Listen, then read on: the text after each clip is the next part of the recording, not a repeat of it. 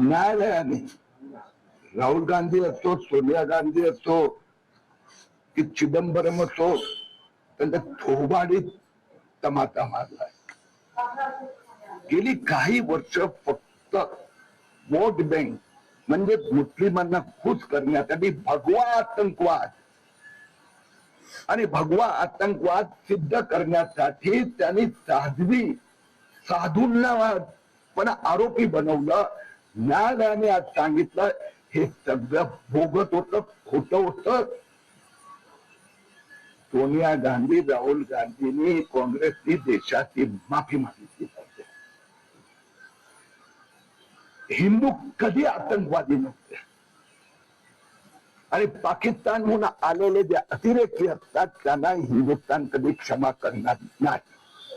दुसरं म्हणजे तो जो बॉम्बस्फोट झाला होता त्यावेळेला साध्वी प्रज्ञा सिंगांचं नाव आलं आणि तिथून पुढे भाजपच्या सगळ्या वरिष्ठ नेत्यांपर्यंत लिंक जोडण्यात आली होती. म्हणून मी आपल्याला जसं सांगितलं की यांना फक्त सत्तासाठी वोट बँक साठी मुस्लिम म्हणू नये आणि त्यासाठी त्यांनी हिंदूंना देशद्रोही म्हणायची सुरुवात केली. भगवा आतंकवाद आणि हिंदूंना देशद्रोही म्हटलं. त्यासाठी साधू संत, मग साध्वी प्रज्ञा असो, अरे सैन्याचे कर्नल पुरोहित यांना पण हे बदनाम करण्यापूर्वी केले. परवा पण आपण बघितलं ना, संसदेत काँग्रेसच्या एका खासदाराने त्यांनी स्पष्ट हे म्हटलं ना की ऑपरेशन सिंदूर हा तमाशा आहे.